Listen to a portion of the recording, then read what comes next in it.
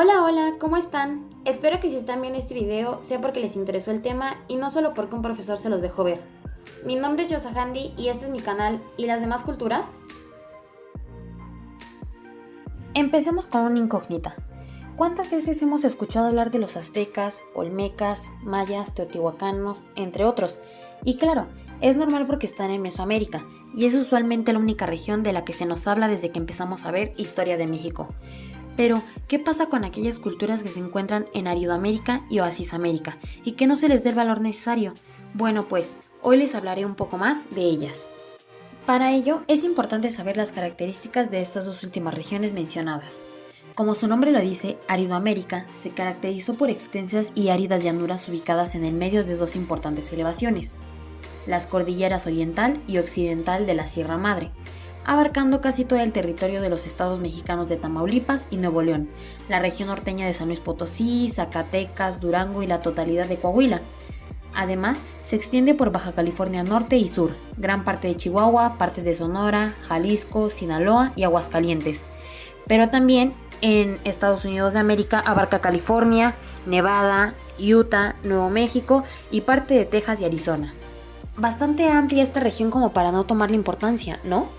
Sin embargo, creo que es entendible ya que como apuntan López Austin y López Luján en su libro El pasado indígena, los pueblos de Aridoamérica, condicionados por su medio ecológico, nunca llegaron a formar una unidad cultural, siendo más bien pueblos aislados y compactos. Por este factor a los especialistas les fue complicado explorar a las culturas que habitaban aquí. Y se estarán preguntando, ¿cuáles fueron estas culturas? Si bien se les denominó chichimecas, fueron varias tribus de nahuas que a continuación nombraré: Acaxe, Caxcán, Cochimí, Cucapá, Huachichil, Guamare, Guaycura, Guarigio, Quilicuá, Cumiaya, Pueblo Mayo, Monguí, Opata, Paipai, Pamé, Pericú, Pueblo Pima, Pueblo Seri, Tarahumara, Tecuexe, Tepecanos, Tepehuán, tradición de Teuchitlán, tradiciones de las tumbas de Tiro, Yaqui y el pueblo azteco. Muchísimas, ¿cierto? Y que quizás nunca habían escuchado. Por ello, más adelante hablaré a fondo de algunas de ellas, las que a mi parecer fueron las más importantes. Dejando a un lado esta región, hay que conocer más de Oasisamérica, amplia y antigua área cultural, marcada por la presencia de montañas rocosas y la Sierra Madre Occidental, y que en su momento de mayor expansión cubrió una parte de la superficie de los actuales estados mexicanos de Chihuahua, Baja California y Sonora, así como de Arizona, Utah, Nuevo México, Colorado, Nevada y California en los Estados Unidos de América. No obstante tratarse de un territorio seco, este está surcado por algunas corrientes de agua como los ríos Dino, Peligroso, Río Colorado, Río Gila, Río Mayo y Casas Grandes. Importante no olvidar este último, ¿eh? El origen de esta área cultural tiene lugar de unos 2000 años después de la separación de Mesoamérica y Aridoamérica, habitada entre el año 500 a.C. y el 1500 después de Cristo. Pero a comparación de Aridoamérica, aquella comprende 5 culturas importantes: Anasi, Jojocam, Mogollón, Pataya y Fremont, que en su debido momento exploraremos. Pues ya mucho hablar de Aridoamérica y Oasisamérica, ¿no? Si están aquí es para aprender sobre las culturas del norte, como el título del video menciona, así que vamos a eso. En primer lugar tenemos los tarahumaras, los cuales se llaman a sí mismos rarámuri, que significa corredores a pie. Estos habitan en la parte de la Sierra Madre Occidental que atraviesa el estado de Chihuahua y el sureste de Durango y Sonora. Y como es el grupo más numeroso de la región, a su territorio también se le denomina Sierra Tarahumara, la cual se ha dividido en Alta y Baja Tarahumara. En las partes altas de los suelos son generalmente muy delgados y están cubiertos de bosques de coníferas, siendo suelos en condiciones de baja fertilidad para el cultivo. Las tierras susceptibles de cultivo se localizan en pequeñas laderas y mesetas, lo que influye en la dispersión de los asentamientos que se organizan en las rancherías. En cuanto a su organización social, la unidad social básica es la familia nuclear formada por el padre, la madre y los hijos. La pareja casada va a vivir a casa de los padres de la mujer y en cuanto les es posible tener casa y tierra se establecen por separado. A la cabeza del pueblo se hay un gobernador o siriame, quien preside las reuniones dominicales. Le auxilian un segundo y tercer gobernador. El gobernador nombra a 1 o 2 generales que actúan como mensajeros. Y por último, el alguacil y el mayor, quienes concertan matrimonios.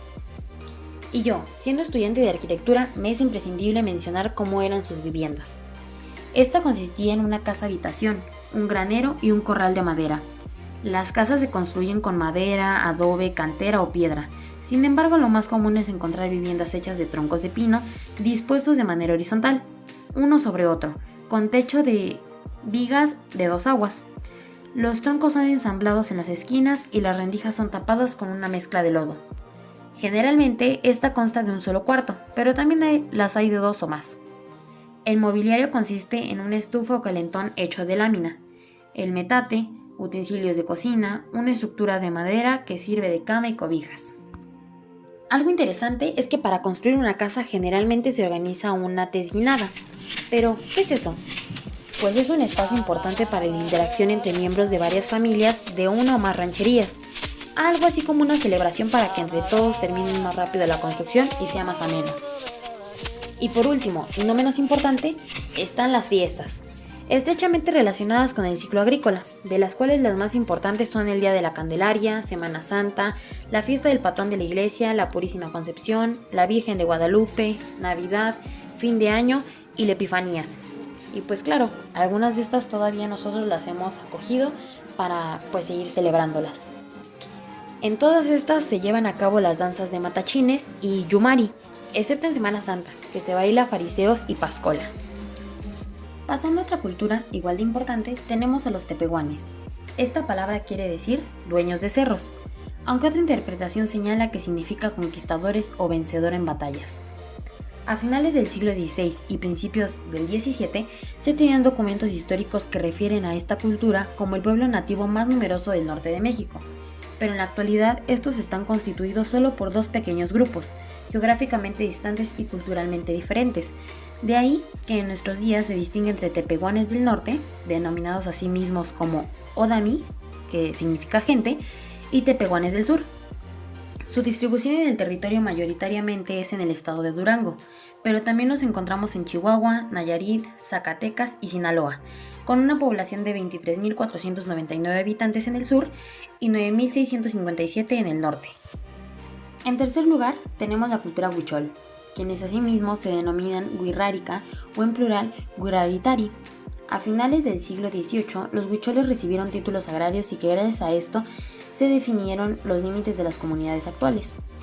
Aunque es importante mencionar que durante la Guerra Cristera las comunidades se dividieron en distintos bandos y pelearon, por lo que algunas familias emigraron. Estos habitan al norte del estado de Jalisco en los municipios de Mezquitic y Bolaños, en el estado de Nayarit, en la Yesca y el Nayar, y algunos grupos minoritarios en Zacatecas y Durango. Actualmente en México existen 30.686 habitantes. En cuanto a sus festividades, las ceremonias más importantes están relacionadas con el ciclo agrícola, con la vida política o con el santoral católico. Las fiestas principales tipo mitote son Jicuri, Neixa, Namahuita, Neixa y Tatey Neixa, que se realizan en los centros ceremoniales Sirriqui y Tuquipa, en relación con los 3 momentos importantes en el ciclo de cultivo de maíz, que sería la preparación del cuamil, la siembra y la obtención de los frutos.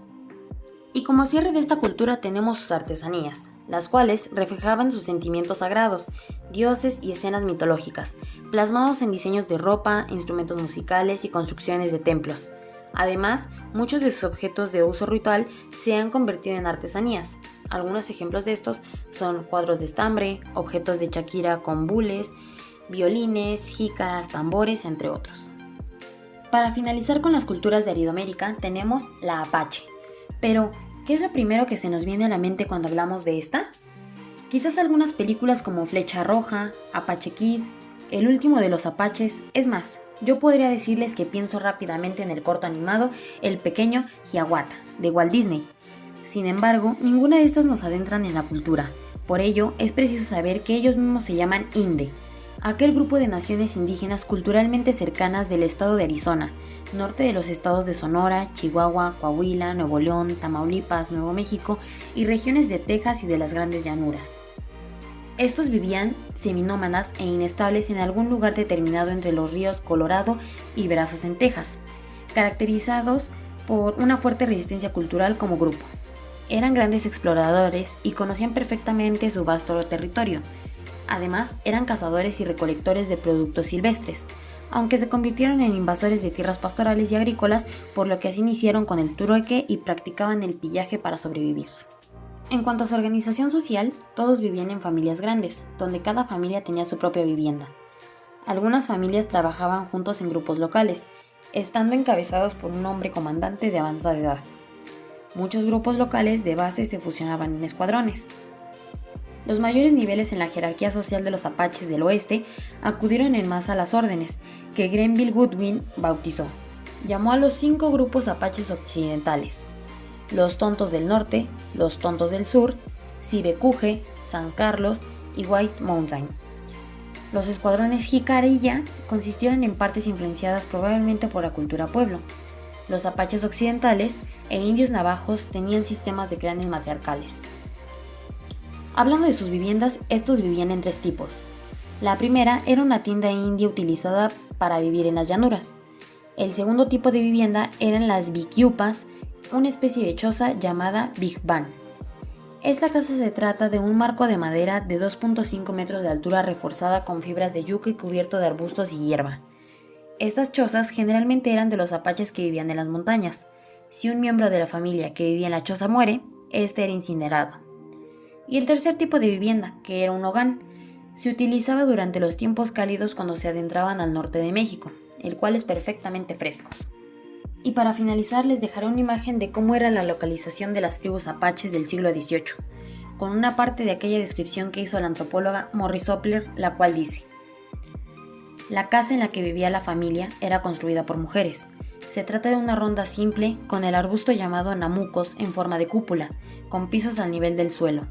Estaba a unos 2 metros de altura en el centro y tenía cerca de 2,5 metros de diámetro. El marco es construido con entramado de ramas de roble o sauce que se pegan en el suelo o se insertan en pozos perfectamente y especialmente excavados. Espero les interese y vayan a buscar todas esas maravillosas descripciones.